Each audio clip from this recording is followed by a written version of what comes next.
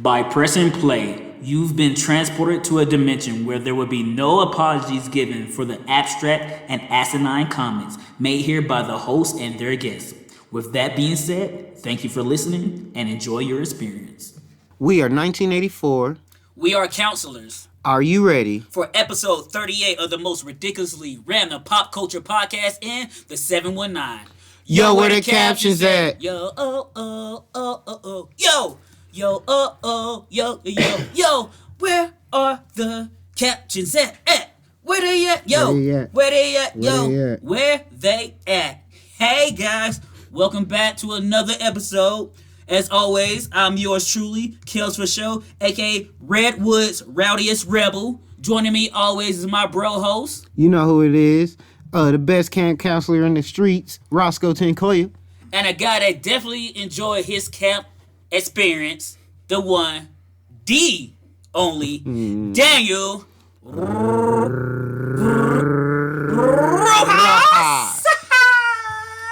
I'm like a car that won't break down. Hey guys. Oh, shit. What does that even mean? Is that one of them indigenous sayings? No, because he's trying to make a slasher joke. Because, you know, every time they try to run away, the cars broke down. Was that what you're doing? I'll take it. That works. I don't know, but I guess I was smart. Right in the turnpike. And today we don't have a guest, but guess what? You guys always are our favorite guests. Yes, the audience. Thank you, all the Captioners out there. So if you already know what's going on, get ready. If you don't, now we about to talk about what's popping. What be popping? And we about to find out what's been going on in the world of pop culture, starting off always with wrestling news. So the last time that we spoke, a couple things happened. A lot of crazy things happened. And the biggest stinger of them all. Not really, because technically that Wednesday a whole lot of crazy shit happened. Like I said, to me, the biggest stinger of them all is the introduction of the boy Sting in AEW. Sting being one of my favorite wrestlers of all time. It goes between him and Shawn Michaels. They're both 1A and 1B to me. And yeah, anytime I see Sting, it's always a pleasant surprise, even though sometimes it's not a surprise at all. It just reminds me of my youth and how much wrestling and WCW was a big part of that. What else was popping off in the wrestling streets? That's all that. That was big news on AEW, but Kelsey ain't really talking about the real big news. We have now a interpromotional contract between Impact. Wait, you gonna say that's not big news? They're not going to the bigger news than that? I'm gonna go to the other news after that. But this is actually changing the game up because a game changer. No, this is actually no. I said it's a game changer. Yeah, but yeah, fucking TNA and AEW have worked on a partnership. They will be having two promo segments on Impact and on AEW this weekend to start off their partnership. We don't know how it's going to be nor how it is. It's still a work in progress, as well as we found out that this was also in the works for like over the past, like before AEW was officially made like 2 years ago when they first like started talking to Tony Khan. But in even more crazier big news, we had to wake up that Wednesday to the announcement of, a lot of people don't know, but the best openly gay icon wrestler in history, Pat Patterson, had passed away. One of my favorites growing up as a kid, in the like when I first got into wrestling, just seeing how good of a wrestler he was, not even knowing that he was openly gay. Like literally, I just only found out about this like maybe in my mid-20s when we found out that he was gay all his wrestling career. And the fact that you got to realize the 70s and 80s was crazy. Like, they did not like gay people like that. And just to know that he was such a good wrestler to break that barrier of people not wanting to wrestle with him. But yeah, he passed away from a heart attack at the age of 79 past Wednesday. And other good things had happened over the weekend. We had Nxt War Games. For those that don't know, back in WCW era, War Games was a steel cage match, but not just a specific steel cage match. Back then it was 3 rings connected together, 1 big ass steel cage, 3 teams of 4 all wrestling amongst each other until one team gets the 3 count It's been changed and modified to two teams of 4. But we have the women's and the men's match. Between the women's, the heel team of Candice LeRae, Raquel Gonzalez, Dakota Kai, and Toni Storm defeated the team of Io Shirai and the rest of them. Forgot their names. It's really more known to know that Io Shirai, the NXT champion, took the pin. So she now might have a new competitor to fight for the belt. As well as the Undisputed Era defeated Pat McAfee and his boys in their match. And Johnny Gargano has broken his own record. What record is that? He is now the 3 times NXT champion, the first and only, which was already him being the first and only 2-time NXT North American champion. So yes, he's breaking his own records out here in NXT. But yes, that was all the wrestling info for over the weekend. Word. And once again, RIP to Pat Patterson. But where there's death, there is also life. And speaking of life, Baby Rowe is in the world now. Baby Rowe is the son of Becky Lynch and Seth Rollins. Give a congratulations to those guys for bringing new life into the world. Shout out to them. Can't wait to see the man back in the ring. And moving on. If she comes back to the ring. True, too. So whenever she does, that's going to be a welcome return. And segueing from wrestling into some more action-packed news. Attack on Titan, the final season, debuted last week. And the episodes come out on Sunday. So if you're an Attack on Titan fan and you didn't know it, now you know now. Start watching it. Watch the first episode. It was cool. Wasn't what I thought it was, but Attack on Titan never is. That's one of the beauties of the anime. Speaking of anime as well, Sailor Moon will get 2 movies tying up the Sailor Moon Crystal universe. Instead of getting a final season, they decided to make it into 2 movies. People are speculating that the movies might get broken down into smaller episodes, kind of like what they did with Digimon Trice. Yeah, Try. So that's going to be interesting to see that. Is it going to be a Hulu exclusive or? That I do not know. Right now it's all Japanese marketing, so the theatrical release, well, then again, it might not be theatrically released, but I don't know. We'll find out when those shit release. Hopefully, if they do just keep them 2 movies, I can see them coming straight to Hulu, since that's where Crystal debuted stateside. Yeah. And real quick, in comic book news, Aliens. The official comic book series was announced. It's coming out in 2021. Written by the writer of Captain America, or should I say Empire Captain America. Daniel, did that book even come out? Because I don't think it even came out. But his writer's credit is Empire Captain America, nothing else. So how can we judge your writing title if the book that you were supposed to write for a tie-in didn't even get released because of COVID? They push so much of that stuff back, but people still got credit for everything that they exactly. Like, I was looking forward to that Empire Thor book. Never got that shit, and it's being drawn by the current artist that's drawing the Doom series. What is his name? It's LaCourra? Lacoora, I believe. LaCour. I'm a fan of his art, so it's gonna be interesting to see that comic when it comes out. Also, other news, I think the biggest news, per se, in Hollywood right now is the fact that all Warner Brother movies will be released simultaneously in theaters and HBO Max in 2021. So we get Matrix 4, Mortal Kombat, Doom, Tom and Jerry, Suicide Squad, and this, they also was promoting Kong versus Godzilla. I need that one in my life. Yes, and there's one more. They were showing Justice League, but that was just already coming regardless. There was one more, but I can't think of. But anyway, all those shits dropping next year, regardless of theaters being open or not. And HBO's not going to extra charge you for it. If you got Max, you got it. If you just want to get it free for the free trial, you're going to have it when you get the free trial. So, but just to give y'all the heads up, it is a 30-day free streaming, no download offline ability yet. But after the 72 days from the theaters, which they're counting the 30 days that we're getting it free streaming, and time that it's on VOD, right when the streaming rights come back, it'll come right back for offline use. Just like how currently Mulan's now able to be watched on Disney Plus if you didn't pay for that premiere. But yeah, it's starting literally this Christmas with Wonder Woman.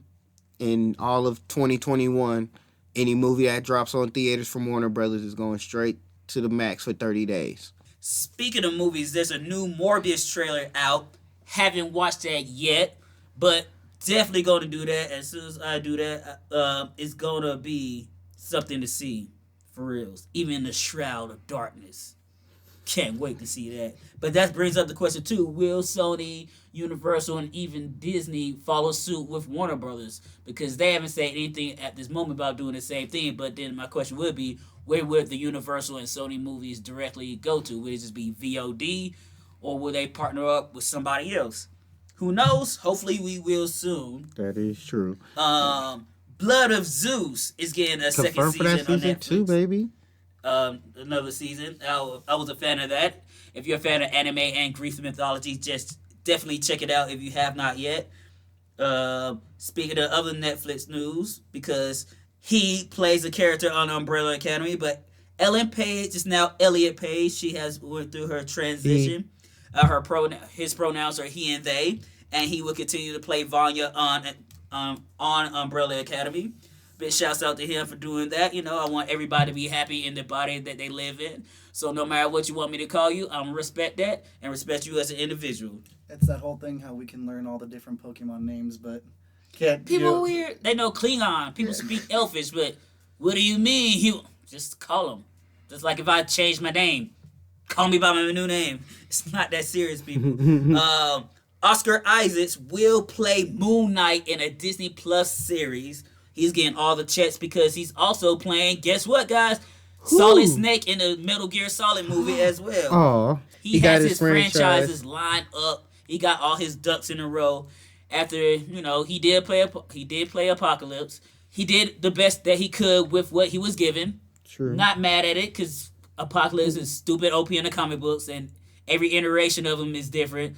I'm going to leave that at that because I could talk about that shit for an hour itself. And also, which isn't a big surprise to most comic book fans, but Haley Stefan is Kate Bishop in the Hawkeye series. She was rumored to be playing her for maybe the last maybe since the beginning years. Of this Hawkeye announcement. Exactly. Disney wouldn't be like, nah. Even when they released concept art, it's clear that the concept model was designed after Haley, and now it's official. So, yeah, that is happening. They knew what they was doing. They just wanted to prolong it like niggas wasn't gonna pay attention to shit. For reals. And with that being said, we'll move on to some music news. 2 albums that I listened to over the weekend was Laurel's Petro Bloom. It has an 80s vibe to it. I really dig it. She's a legit little artist. And also Nightmare Vacation, fitting by Rico Nasty.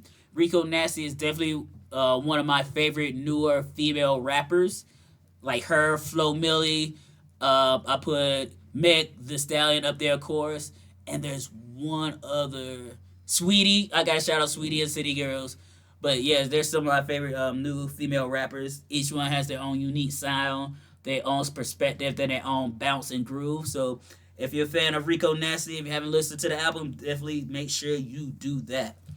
And that leads us to YWDCA 12 and also slash YWDCA 2020, because right now we are cultivating our playlist of our favorite songs of 2020. And specifically speaking for the music so far that's released this month, BB King Freestyle by Lil Wayne and Drake came out. It's a bop, it's chill. Real Shit by Juice WRLD is out. I'm a Juice WRLD fan, so if you're a fan of Juice WRLD, definitely check that out.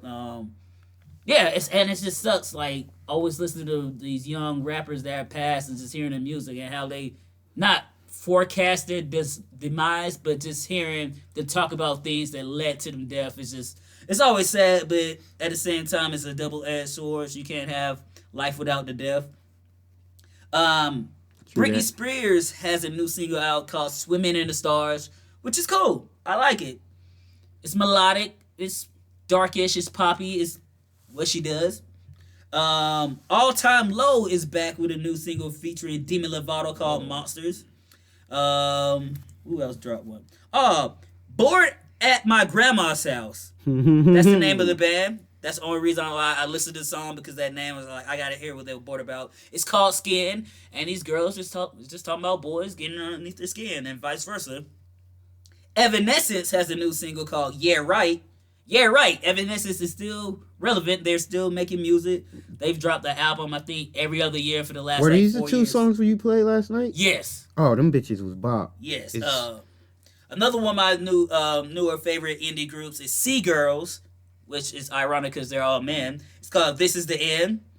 And you played that one too last night, right? Oh yeah, I played that one too. Right. And Do It All Over by the Cheat Codes, and that's cool too. And the last song is The World Ain't Big Enough by the Agnes. And yeah, new music always is here for you guys if you want to find it. Don't be like one of those people that complain about there's no new real artists. I can't find anything. Everything sucks. No, it doesn't suck because you're not giving yourself the opportunity to hear new music. And we're always here for you. If you need that fix, we'll fix you up. Bob the Builder, that shit. Yes, we can. Or Cecil Puente, or whatever he said. I don't know. I don't watch the show like that. He said. And with that being said, yo, what's popping? What's popping? Is an end. And where there's one end, there will always be a new beginning. And we're about to start this beginning with, yo, we geeking out. Geeking out. And today we're going to be geeking out about American Horror Story 84 or AH or AHS if you're hip or if you're radical, dude. You're stupid. And going right into this, American Horror Story, if you're not familiar with the franchise, is created by Ryan Murphy, who also created Glee, one of my favorite TV series of all time. I popped my American Horror Story cherry with this series, and it made sense because there was a lot of red in this season of the show. Ross has watched more series than I have, so Ross, just only one more. So what got you into American Horror Story before you started watching AHS 84? To be truly honest, just people, you need to watch American Horror Story. It's so good, blah, blah, blah, blah, blah. You gotta watch Murder House, blah, blah, blah, blah, blah. I'm like, why do I need to watch a show where shit ain't connected? Only to be like, so this Covenant dropping, and this Covenant seems like it's supposed to be connecting with the Witches season of Covenants of American Horror Story. So I'm like, all right, let me give this a try. Started watching it. I'm like, oh, this is connecting to all the other ones. Yeah, that's one thing too. Not knowing a lot about American Horror Story. Like majority of the actors and actresses, or I guess I just could call them all actors because they all act. They play different characters throughout the season. So if you're not familiar with that, you'll just go in thinking they're playing the same character. Then like, wait, they're not. Daniel, what got you into American Horror Story? When it first came out, the murder house was just, it was so weird because you're like, I don't know who's dead. I don't know who's, supposed to be there or who's not. Wait, were they all murdered in the house? Yeah. All the ghosts died in the house. Yeah. Oh. If you died in the house, instead of just being dead, you actually become a spirit and stuck in. Kind of like the camp. But the dad is a therapist, so you don't know if these are just clients that are coming to visit, or if they're ghosts that have died in the house. No, he is not. This motherfucker is sitting. This motherfucker is counseling the dead people in the house, knowing that they're dead. He doesn't know they're dead. Oh, so he don't know they're dead. You don't know. None of them know that they were dead or not. They just know that these random people are showing up at the house, and he just thinks they're clients. So they'll kind of show you at the beginning who's dead, and then because it shows how they died. Mm-hmm. But then when they show up, you're like, oh, they don't know. Oh, they don't know. Word. And then the way he sees the maid versus how everyone else sees the maid, because she's a ghost. Yo, that's crazy, because he sees her as this hot young thing, and everyone else sees her as this old lady. Oh, beauty is in the eye of the beholder. And that's crazy, too, because 84 definitely did his job in making me want to watch all the other ones. So throughout the next year, don't be surprised when you get a random ass American Horror Story episode, because, like I said, that's one of the beauties of having your own show. Whenever you feel like talking about something, you get the opportunity to talk about it. And I'm definitely looking forward to doing that, just to see these actors play different characters in different situations. So, speaking specifically about AHS 84, the overall story and theme is based on a summer camp in the 80s, and the genre, because each season of American Horror Story focuses on a different aspect of horror / genre, and this one's the 80s horror theme. The slasher movies. Yes. For those that don't know. And speak about what particular slashers that they did touch upon, because like I said, I didn't watch a lot. This is my first season watching. Do they always incorporate some real world elements into it? The only real world element they incorporate, or storylines, kind of like how Law and Order does that shit. No, like the only real. This is like what only like their second time they've entered, like talked about somebody real historical. Because I did. Because this is the second time the Night Stalker that I know of has been on American Horror Story. They take a lot of influence from stuff that has happened, but they change a little bit. Yeah, because I know one started off with them talking about the presidential elections, things like that, and it felt like oh, they're not saying, because any show can have a generic president or state president. They were like, no, this is the cult, the American Horror Story cult. They really was going for the whole Democratic Republican debacle and all that, and word. Like, yeah, they were really targeting our politics, that one. But, like, as I know of, only this one and the hotel, I forgot what the title of the hotel, they actually use. They only check in. Those were the only two they actually used a real person, which was the Night Stalker. Word. But past that, to my knowledge, nobody else was really real. Like, they'll use concepts of somebody that's real, but not that person themselves. Word. Because if you're not familiar with the Night Stalker, he was a serial killer in California. I want to say LA in 84 to 85. And he really was out there killing motherfuckers. And they incorporate that into the show itself. And even the way he was captured in the series was very accurate and depicted to the way he was captured in real life, too. Yeah. The only, like, things that I guess, like, the kind of people kept found out is, like, they kind of, like, changed up certain dates of when he got captured in, like, certain killings. And, like, I want to say also his background was mostly the same, too. So, like, they kept a lot of his lore the same, but they changed it a little bit for American Horror Story universe sake.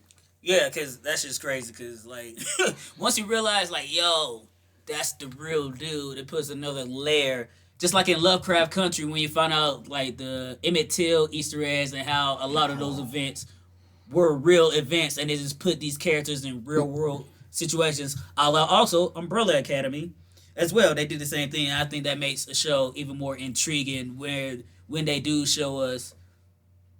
But the thing I can honestly say that I appreciate about Lovecraft is not only was Emmett Till the Easter egg, each episode had an Easter egg of a historical black character. Exactly.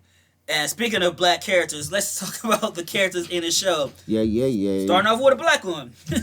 The character of Ray, he was also played in Dear White People on Netflix. If you have not watched Dear White People, I recommend you do that.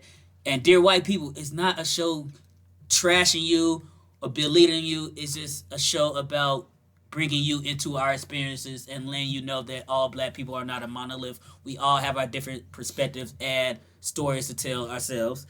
True. But yeah, Ray is a part of a group of they're not even teenagers, are they? No, they're young adults. They're like in their 20s. Early 20s? Yeah. Yeah, that decide to go to the camp to be counselors for the summer because shit was getting wild in LA. Because it was the Olympics, and not only was it just that, well,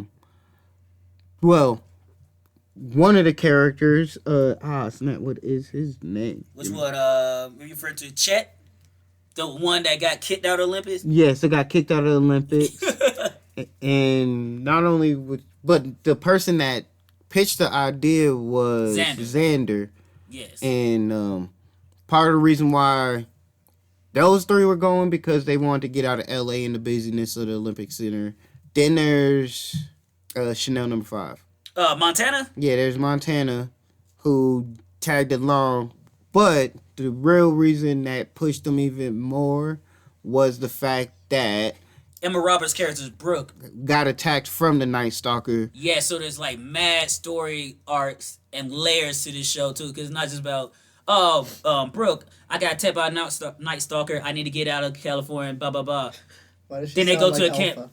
then they go to the camp, but everybody else in this camp has their own story too. So that's why I enjoy it too about more modern storytelling outside of like anime too, because each character has their own TV show that can be spun off just about their story arc. It's easy for these people to be the kids that just tag along and get chopped up and murdered, but no, they all have their own personal stories. Yeah, because Ray also that just connects got with other done people supposedly, technically, college kid that left his college because he might have killed a man. Yeah, Ray, like, because he was supposed to be like, oh no, I'm not like everybody else. They have all stories, yeah, except for Xander. Oh no, because Xander was trying to get away from his dick deal. Yes, because he had a deal when he was supposed to be out here showing his dick for money because his dad... Was that his... No, it wasn't his dad. It was his manager who convinced him to do gay porn. And he didn't want to do that no more. Be like, yo, you sign these contracts. You doing... I'm getting this peen on the film.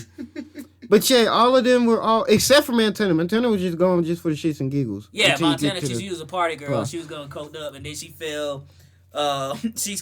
She got entangled with Trevor, played by Will Schuester from Glee. I don't know his name, but he's Will Schuester to me always.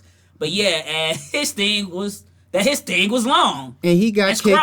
And he got kicked out of who's Tabo video? I want to say Jane Fonda's. Yeah, it's Jane Fonda's. Jane Fonda. He got kicked out of Jane Fonda's exercise video because he had too much girth. Because his penis was taking out all the image of Jane Fonda. Exactly. People were so focused on his dick. That's so what he became infamous from that. Yeah, because Montana was like, I know exactly who you are. I watched those workout tapes because Montana. So the group of these kids went up there because they was all in a jazzercise class. Yes. And for all those kiddos out there listening to this, jazzercise was basically Zumba for the 80s. Instead of salsaing around the hip-hop infused music, you just do a lot of gyrating and thrusting and workout dances to rock and roll and electro music. That's how the electro scene came to be. Y'all remember that Key and Peele sketch with the jazzercise? Yes. So, but not only did as y'all know, all these kids had their own story. But not only did the kids have their own story, the camp had its own story. Camp Redwood. The kids didn't know, so while they're going up there, they go grab some, the usual.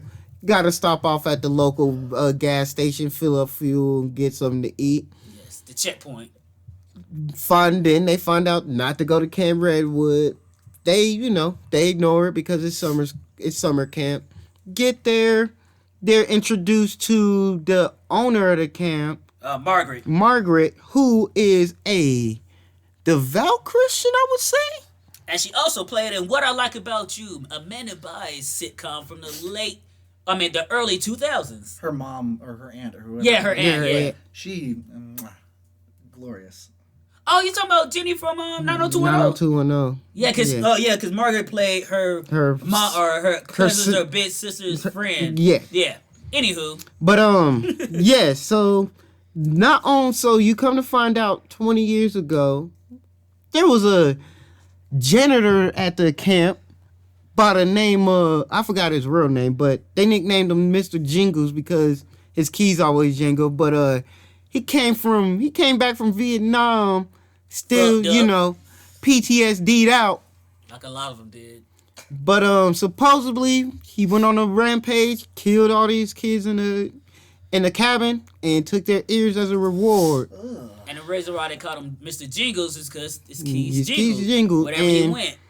And Margaret happened to be the sole survivor, and she decided to use that money to reopen up the school, reopen up this camp, and give it a new glory. Yes. But her strict rules was No ganja on the camp floor. No weed. No fornication. No bang bang. And the males had to shower at night while the females during the day. Ooh, this water cold. At night, the counselors were not allowed to be in the same cabins together. No hanky panky. But yeah, that's fucking funny too, cause that whole it's like, cause normally we don't give a fuck about spoilers, but I don't want to spoil this show because every time I thought, oh, this is where it's going, nope, layer. This is where this shit going, layer.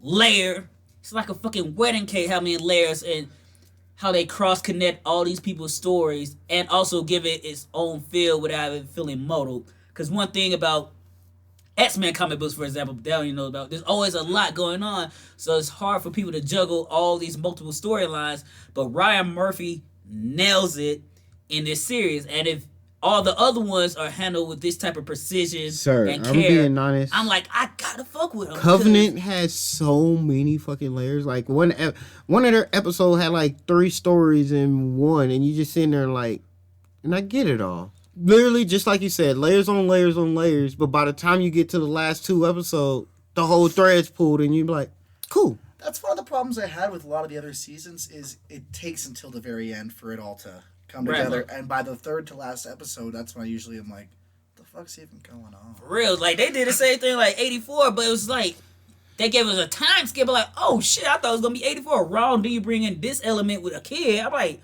oh, so this is that payoff. It was like some Hitman writing. Like, that's what I like, too. It was very Jonathan the Hitman. Like they plant the little seeds. Then when everything comes together, like, oh, shit. Bait and switch. Even, like, with the nurse, Rita, they made you think she was, like, more or less the villain. But she's like, nah, I'm trying to do the right thing. Maybe the wrong way, but I have I have my method of how I want to do it. I have my obligation. I have my own methods because I care about my own values.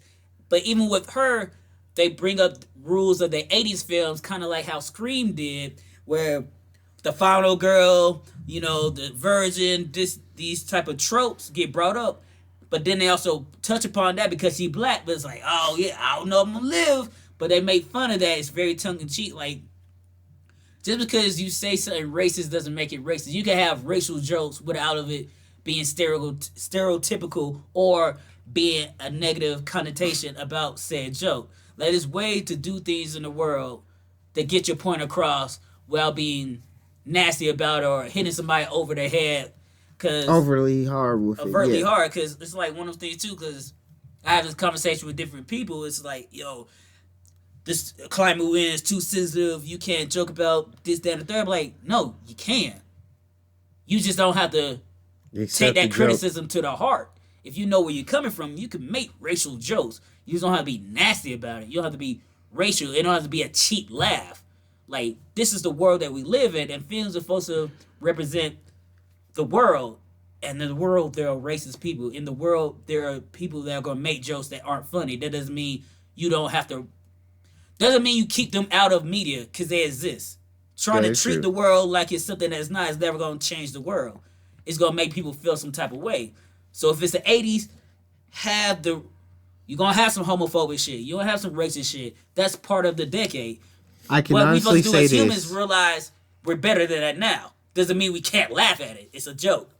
One of my things is just like, if we did what Europe did about how they Nazis and educated us on why Nazis was bad, racism will probably not be the samely treated as Nazis. Really? But we're not educating ourselves on how bad racism is and how hurtful it can be. And just because you turn a blind eye to a situation doesn't make it disappear. Like, I understand the whole thing, like, with the cigarettes and being in movies. I get it. People gonna smoke because they can buy them. And the real world shapes people's and kids' minds greater than any movie can. And the thing is, even though we removed cigarettes from out the movies, y'all added cigarettes into TV ads, and y'all play these ads during kid shows. For real, that just reminds me. You're now just putting these cigarettes in the face of kids. Where fangs. Yeah. You're really just doing nothing more, but now transferring one image to a whole other place where that image is more accessible to look at. Which is funny, too, because That's all right. I think different things is popping in my head right now. Because with Marvel, it wasn't with Marvel per se, but before with Disney, they stopped Wolverine from smoking in comic books, and Hugh Jackman couldn't smoke a cigar in the movies. But yeah, we're gonna watch a movie when he's stabbing motherfuckers.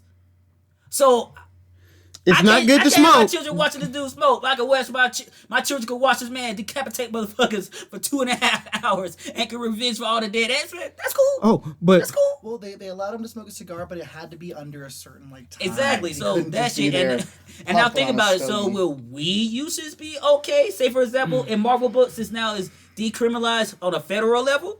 Can Wolverine and Gambit roll up a fat one and smoke on Krakoa? Like, because that's okay. Question. Because Wolverine can still drink beer all he want to. But when it comes to is it going to be a black one? Which black character is going to be the first black character to be out here smoking? Maybe they probably will put Bishop. They probably will put Bishop. Storm might be growing some medical shit in her little garden and shit. Because she all about the earth. Mother Earth.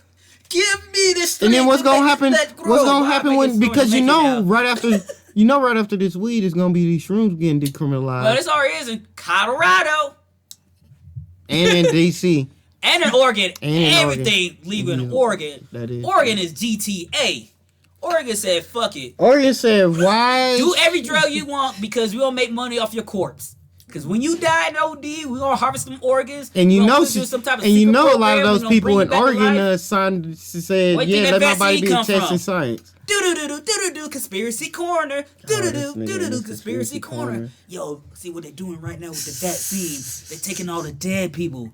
They doing like Pokemon candy. They get the Pokemon transferred, they grind up the body, then they put the vaccine in it. How you think the vaccine works so quickly? Because it's already working with human enzymes. And that's been Conspiracy Corner. But back to 1984, guys. What a year. What a year. You're the fucking worst. Hey, I learned from the best of the worst. Sometimes you gotta put a podcast in a podcast.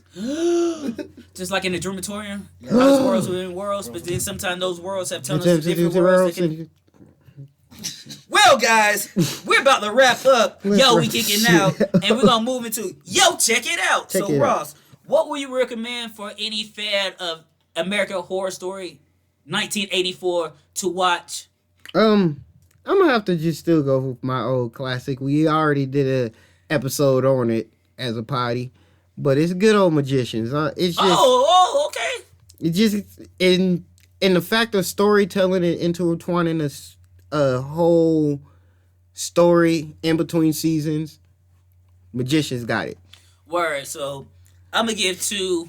One is a brand new one, and if you like classic horror tropes but some comedy, very lightheartedness, I'm gonna recommend Vampire versus the Bronx on Netflix. Yes. It was fun. It was campy in all the right ways. And also for me, being black, we don't get a lot of black horror stories, let alone black horror comedies. Except for on Thriller. I know Thriller has, is it Thriller? What is that horror movie? Chiller. Yeah, I know Chiller's now been literally, they got a whole section called Black Horror. And and it was the only place that dropped that black horror documentary series, which I want to watch. Yeah, outside of only other black horror comedy I just think off the top is the seminal classic Vampire in Brooklyn. It's Shudder, yes. Then what's Chiller? Is Chiller like a website or some shit? I think so. Yeah. Word. But my real recommendation, we've mentioned this show before, probably on another segment. Yo, check it out. But Ryan Murphy horror, you gotta watch Scream Queens. We're gonna do an episode about it. Shit, that gives me all the reason to rewatch all them hoes. Bro, it's 2 seasons. You know I'm ready to watch my Chanels. We might have to do that shit and put that shit up on either the Twitch or the YouTube page somewhere, because we gonna all rewatch Scream Queens. Because it's funny, just like Euphoria, I talk about it, people are like, oh my god, I love Euphoria. That's about Scream Queens. He says people, but we know who. Yes, but the alliteration, that's fucking me up. But Scream Queens, I'm like, oh, I love this. I'm like, oh my god, me too. I'm like, oh, bitch, why do you speak about it? No, and bitch doesn't know gender. Men are bitches, women are bitches, dogs are bitches too. Sometimes we all bitches in this bitch called life. Because like Lil Wayne said, life's a bitch, so fuck her. Or some shit, I don't know. He said a lot of those babies. But anyway, that's it, guys. And once again, guys, this has been another episode of Yo, Where the Captions At? As always, I'm yours truly, Kels for show. And I'm yours truly, Roscoe Tinkoya. Yeah. And make sure you guys go to your YouTube right the fuck now and motherfucking follow, like, and subscribe to the THE Escaping Network. That's our official network YouTube channel. We're updating it with all our back catalog. We have some new content coming to you. Hopefully by the beginning of the year, it's going to be a lot of shit coming y'all way. And also subscribe to my own YouTube page, Kills for Show. Ain't shit on there now, but hopefully when you listen to this episode this Friday, we might have a reaction video to this Morbius shit. Maybe. I don't know. But there's going to be some shit coming, though. Anything that helps us be creative in this pandemic, since we can't go nowhere, we can always do something while we're doing nothing.